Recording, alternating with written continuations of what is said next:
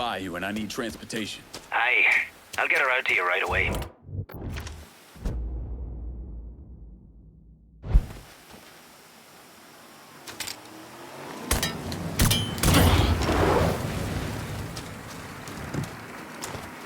Got a car here for you. Thanks! Watch your ass on the way out!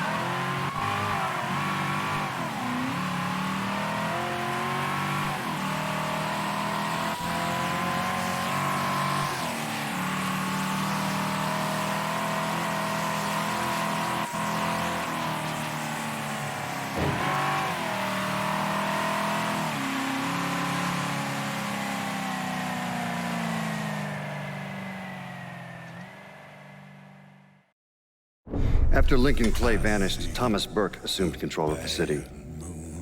According to his daughter, Burke's liver was riddled with cancer. He should have lived maybe, another 6 months.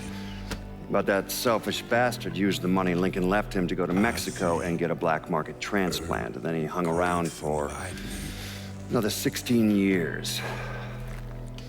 Now, he flooded the city with booze, then expanded into drugs, first heroin, then cocaine. He used the same infrastructure he'd set up for moonshining, and within a year or so, most of the cocaine entering the country came through here. Anyway, Burke was one of the wealthiest men in the southern United States. Hell, he bought himself a seat on the city council and got the township's name legally changed to Bourbon City. But all that cocaine attracted other criminals, and Burke went to war with the Cuban gang. Shootouts in the streets, car bombs, a brothel burned to the ground. When the Cubans called him out, Burke came, armed with an M60 and grenades. He killed 8 men before they put him down, and that was 1984.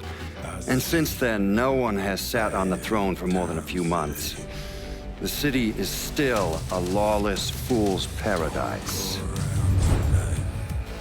After Samarkand's death, Lincoln Clay disappeared. The Bureau deprioritized the investigation after a few months, but I keep an active file. In 1971, I tracked him to a California shipyard where he was working under an assumed name. By the time we got there, though, he was gone.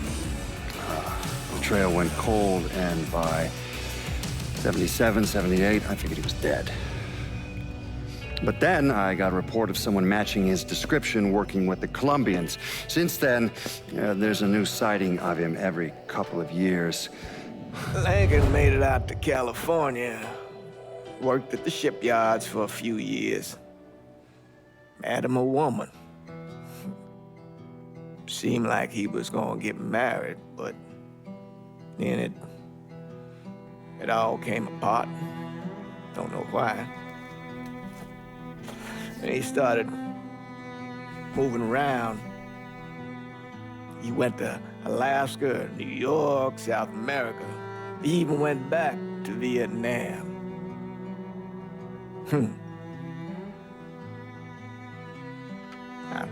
I still get postcards from time to time.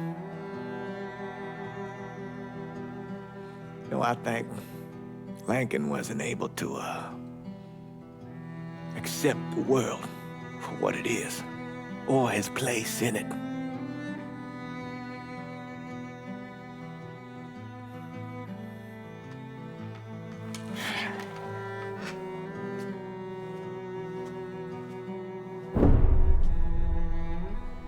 Someday, he's going to get tired of running, or make a mistake, and I'll be waiting.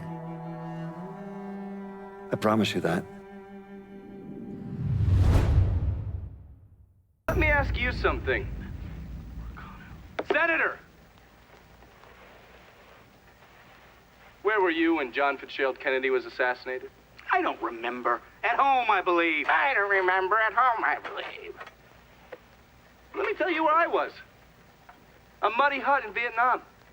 Slowly dismembering an old woman, cutting her apart bit by bit. And do you know why? Because her son was an NVA officer. And hurting her was the only way to make him talk. I don't understand what this has to do What he with told us saved the lives of an entire platoon. That's 42 men. Men that lived another day because I was willing to take a saw to that old woman. Thank you, Mr. Donovan. I believe that. Sit down and just shut the fuck up!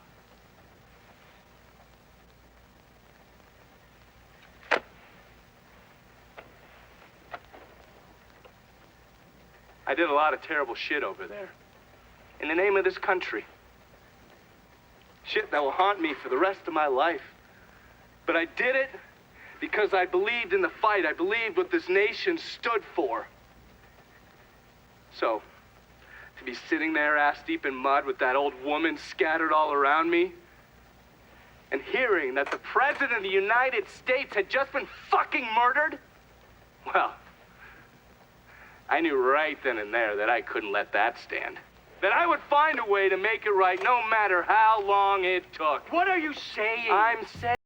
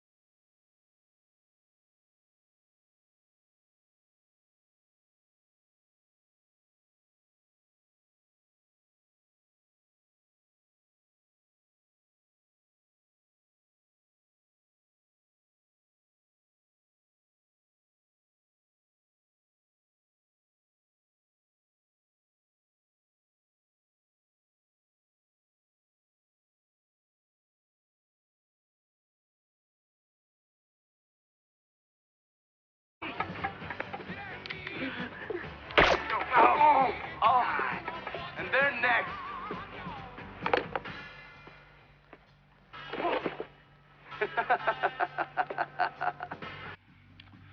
Gentlemen?